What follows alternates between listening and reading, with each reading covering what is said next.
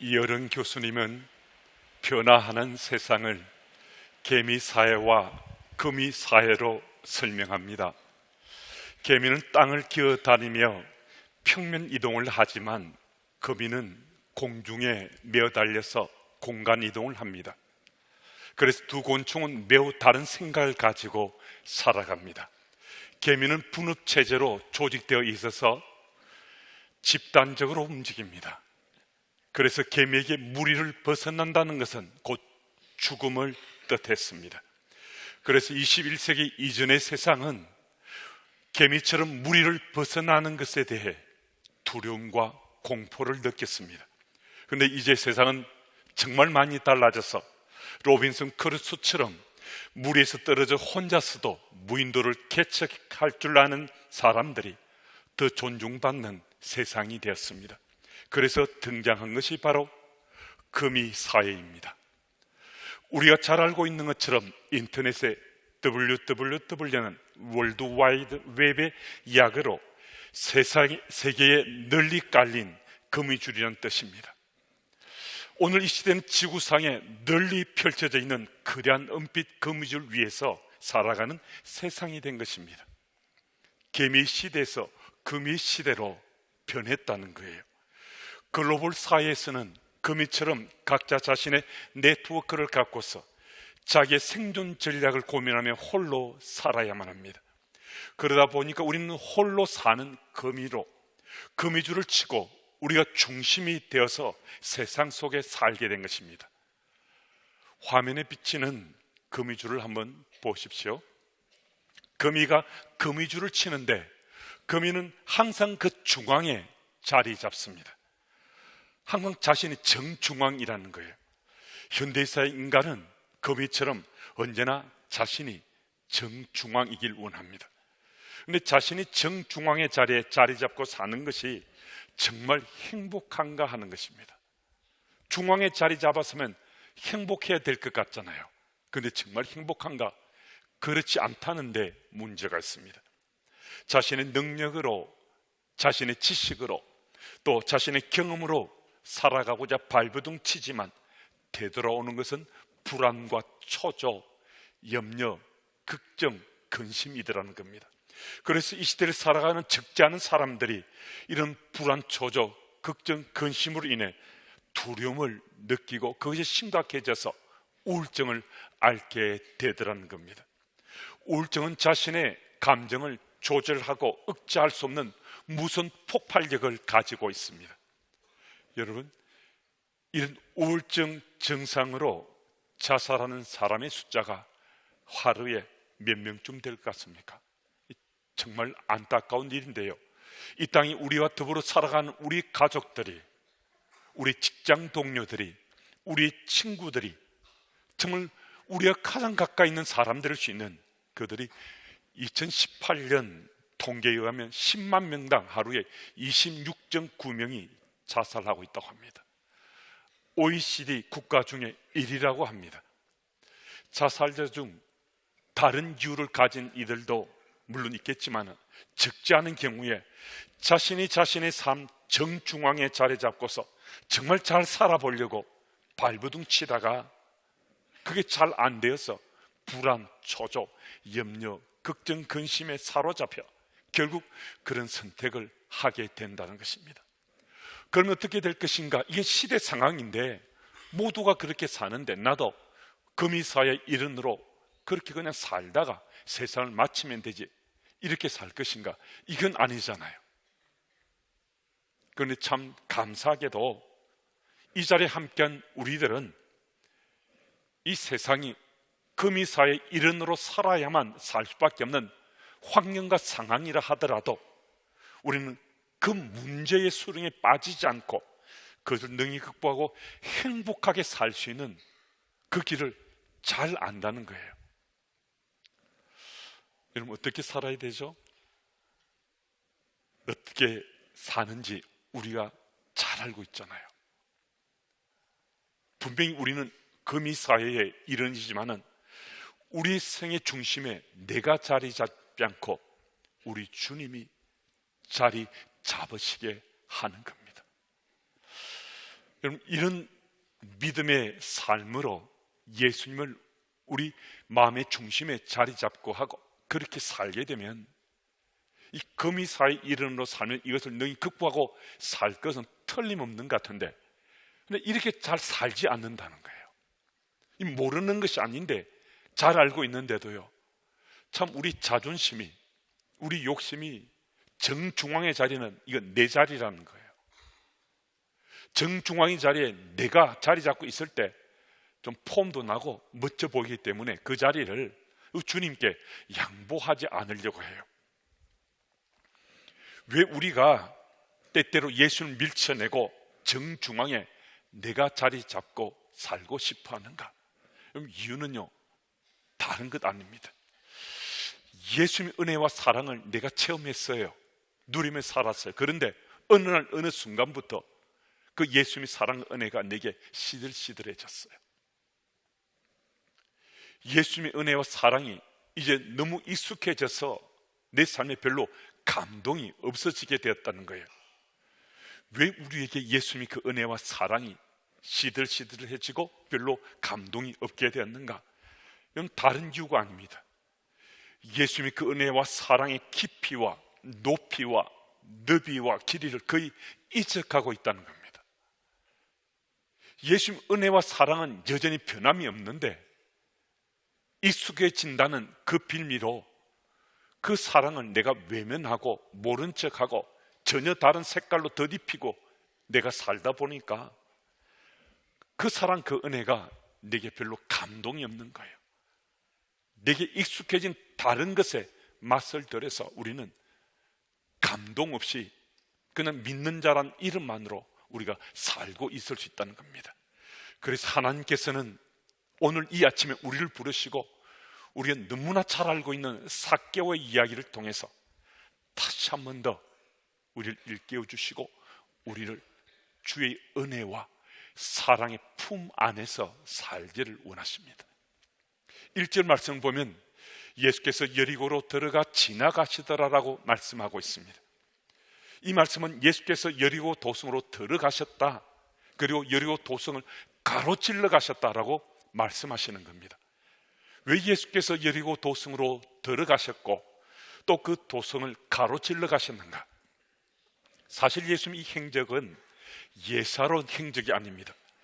갈릴리와 사마리아 사이로 지나가시는 예수님의 최종 목적지는 예루살렘입니다.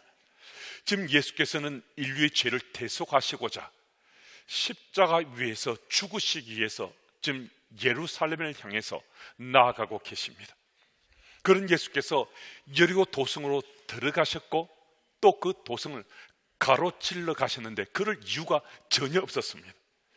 예루살렘으로 향하는 그 외곽길이 훨씬 더 가까운데도 예수께서는 여리고 도성에 들어가셨고 그것도 도성을 가로질러 가시기까지 하셨는데 이건 정말 필요 없는 일이었다는 겁니다. 그런데도 예수께서 이 길로 가셨다면 뭔가 정말 특별한 일이 있는 것 아니겠습니까? 예수께서 아무런 까닭 없이 가까운 길 마다하시고 먼 길을 돌아서 가셨다면 무엇인가 예수께서 이 여리고에서 하실 일이 있었기 때문에 예수께서 여리고 도성으로 들어가신 것 아니겠습니까? 왜 예수께서 그 길을 가셨는가? 오직 한 가지 이유가 있었습니다. 만나야 될 사람이 있었기 때문입니다. 만나야 될 그 사람은요, 바로 삭개오였습니다. 예수께서는 오직 삭개오를 만나실 딱 한 가지 그 일 때문에 예루살렘으로 향한 더 빠른 외곽길이 있으심에도 여리고 도성으로 들어가셨고 그 도성을 가로질러서 빠져나가셨다는 겁니다. 예수께서 삭개오만을 만나기 위해서 여리고 성으로 들어오셨다는 그 사실이 오늘 본문 이후의 말씀에서 아주 분명하게 드러나고 있거든요. 예수께서 삭개오 집에 잠시 머무셨는데 그곳에 모이던 사람에게 이런저런 말씀도 하셨지만은 그 직후에 곧장 일어나시자마자 예수께서는 예루살렘을 향해 발걸음을 옮겨가셨습니다. 여리고 성내에 어떤 다른 곳도 들리지 않았습니다. 여리고성 내에서 다른 어떤 사람도 만나지 않았습니다. 오직 삭개오만 만나시고 그 만남 직후에 다시 예루살렘으로 발걸음을 옮겨가셨다는 겁니다. 무슨 말씀하시는가? 세리장이요, 동족을 착취하는 로마의 앞잡이라고 손가락질 받고 있던 삭개오, 그 한 사람을 위해서 예수께서 발걸음을 돌리셨고 갈 길을 바꾸시면서까지 여리고로 들어가셨다는 겁니다. 여러분, 이게 정말 중요합니다. 예수께서 단 한 사람 삭개오 때문에 여리고 도성에 입성하셨다는 사실입니다. 오늘 우리는 지금 하나님께 예배를 드리고 있습니다. 한 영혼 한 생명을 사랑하신 예수께서 바로 이 예배의 자리에 함께하고 계시다는 이 사실이 지금 우리에게 믿어져야 합니다. 삭개오를 찾아서 삭개오를 만나기 위해서 여리고 도성에 들어가셨던 그 예수께서 오늘 이 시간은 바로 나를 찾아서 나를 만나기 위해 이 정신여고 이 대강당에 주께서 들어오셨다는 사실입니다. 여러분, 이 사실이 정말 우리에게 믿어져야 하는데요, 예수님을 만난다는 것이 어떤 조건이 필요한가? 의로움이 만남의 조건인가? 선한 것이 만남의 조건인가? 많이 배워야 하고 물질을 많이 가져야 하는 것이 이게 만남의 조건인가? 건강해야 하는 것이 만남의 조건이고 명예와 권세를 가지고 있고 세상 속에 높은 직위에 많은 걸 누리고 있어야만 자격 조건이 되어서 예수를 만날 수 있는가? 그렇지 않다는 거예요. 그렇지 않습니다. 오늘 보면 7절 말씀은 우리 함께 읽어보겠습니다. 우리 7절 말씀 같이 읽습니다. 함께요. 무사람이 보고 수군거려 이르되 저가 죄인의 집에 유하러 들어갔도다 하더라. 아멘. 이 구절을 한번 보십시오. 여리고 도성 내에 사는 그 주민들이요, 삭개오를 아예 대놓고 죄인이라고 말하고 있습니다. 무슨 말씀이신가? 예수께서는 의인도 아니고 선인도 아니고 평판도 별로 좋지 않은 사람, 많은 사람들이 손가락질하고 욕하는 사람, 그리고 여리고 도성 사람 대놓고 죄인이라고 말하는 세리장 삭개오를 만나시기 위해 길을 돌아가시면서까지 예수께서 여리고 도성으로 들어가셨다는 겁니다. 죄인된 삭개오까지 기꺼이 만나길 원하셨던 예수님이시라면 오늘 이 자리에 함께한 우리를 얼마나 만나고 싶어 하시겠습니까? 혹 우리가 허물이 있다 하더라도 죄를 예배당에 오기 전에 지었다 하더라도 또 부끄럽고 창피한 것들이 내 속에 꽉 차 있다 하더라도 예수께서는요, 우리를 찾으시고 우리를 만나길 원하시지 않겠습니까? 여러분, 예수께서 오늘 이 예배당에 찾아오셨다는 이 사실을 믿으면요, 바로 나를 만나기 위해서 찾아오신 겁니다. 그래서 오늘 본문을 통해서 우리 한 가지 사실을요 아주 분명히 할 수 있어야 되는데요, 지금까지 내용을 미루어 살펴보면 삭개오 이야기는 삭개오가 예수님을 만나고 싶어한 얘기가 아니라 예수님이 삭개오를 만나고 싶어하는 그 얘기라는 겁니다.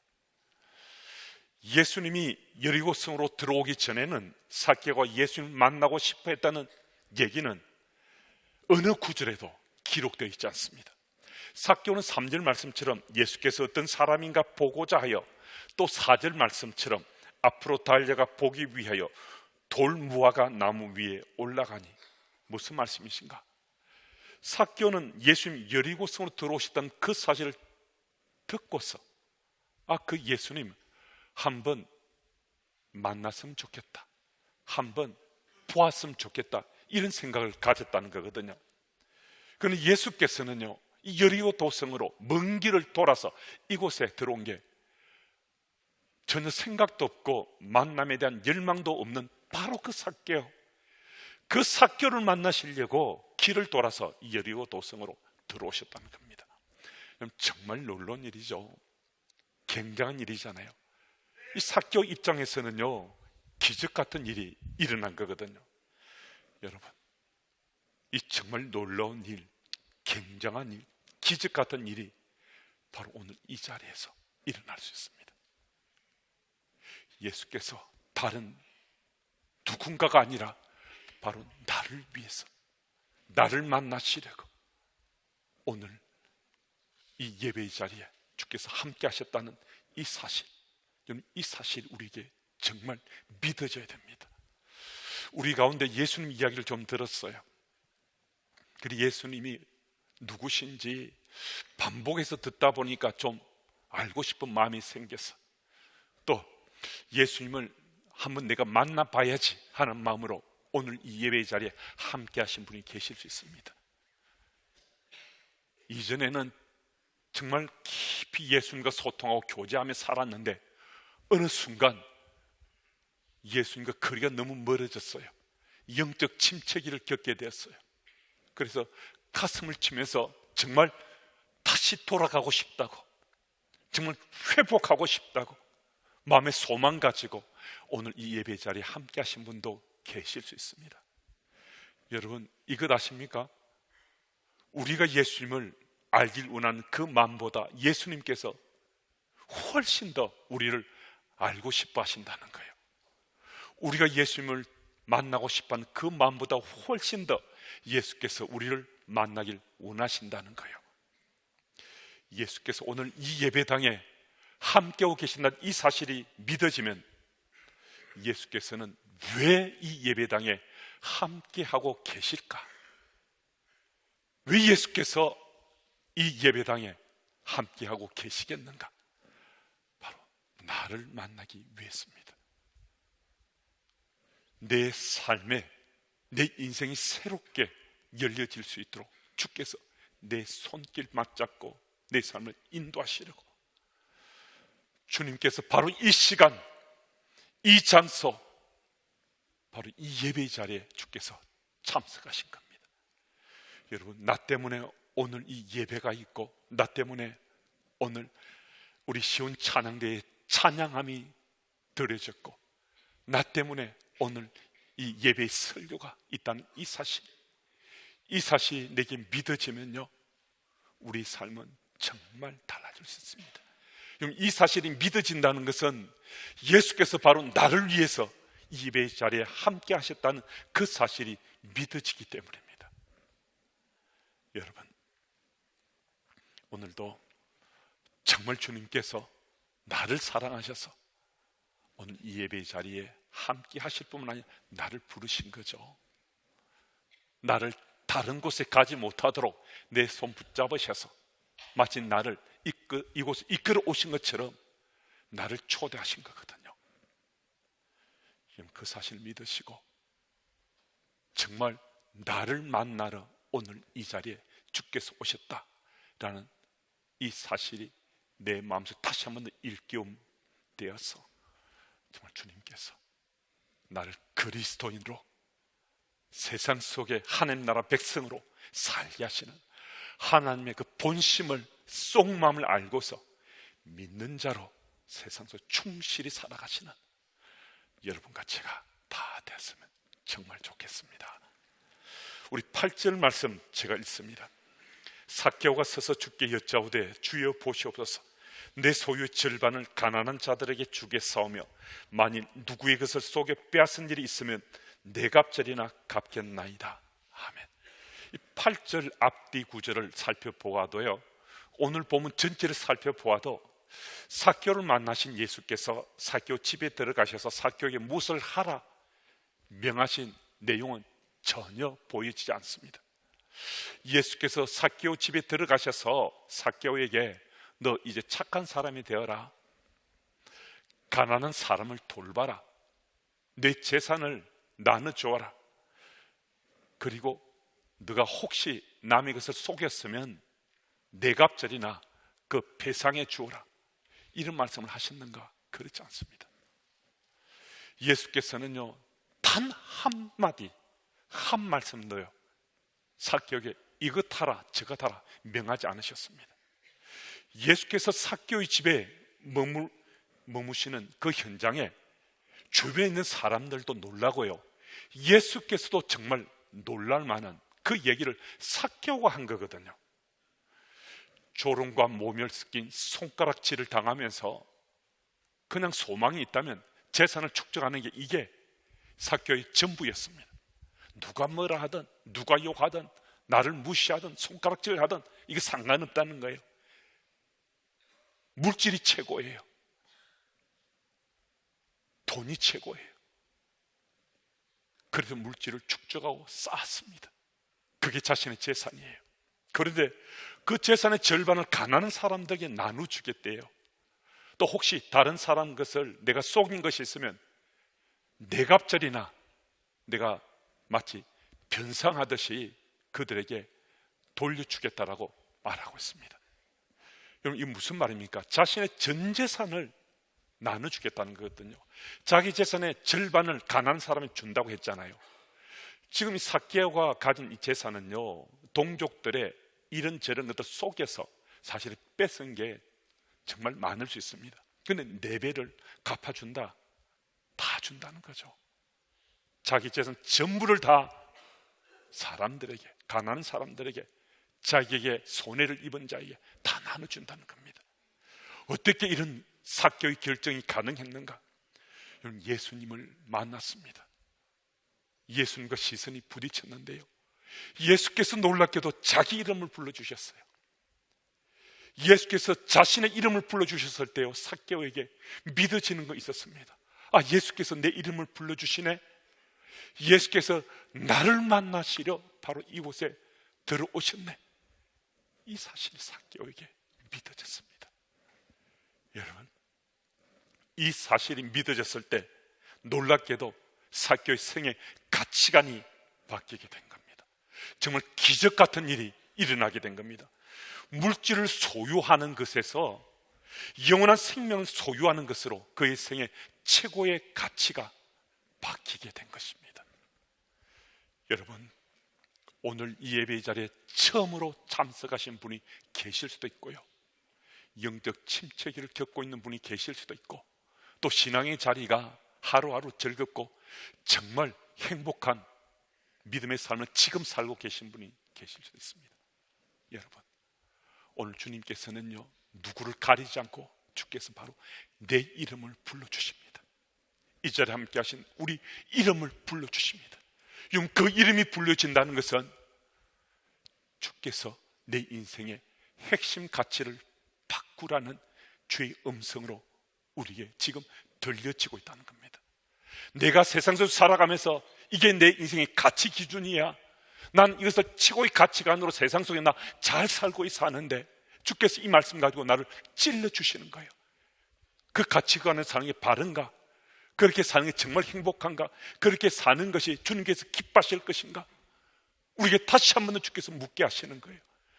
여러분, 주의 음성이 내 이름을 부르는 것으로 믿어진다면 주의 음성 듣고 내 생의 최고의 가치, 핵심 가치를 주의 말씀에 조명하면서 새롭게 세워가야 되지 않겠습니까?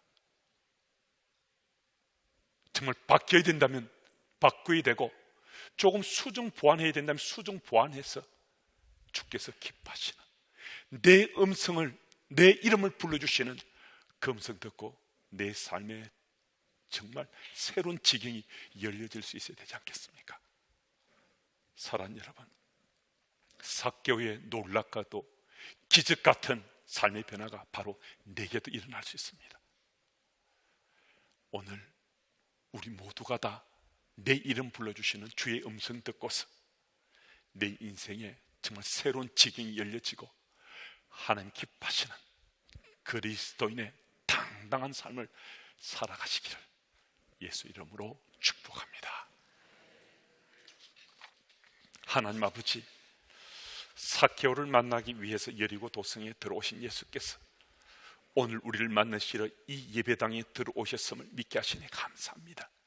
내 지식과 물질과 선함과 의로움, 기타 세상에 내가 채우고 가진 것 보시는 것이 아니라 오직 나를 사랑하시는 그 긍휼하신 사랑은 나를 찾아와 나를 만나주시니 정말 감사합니다. 내가 주를 만나고 싶어하는 마음보다 훨씬 더 나를 만나길 원하셨던 예수님의 그 마음을 읽고서 오늘 이 예배당에서 예수님을 깊이 만나는 우리 모두 되게 주님 도와주옵소서. 그래서 내 이름 부르시는 주의 음성 듣고서 그 만남을 통해 정말 새로운 믿음의 삶, 이제 구원받은 그리스도인으로 삶의 열매 맺고 살고자 하는 결심하는 삶, 그 삶을 살아갈 수 있도록 주님 인도해 주옵소서.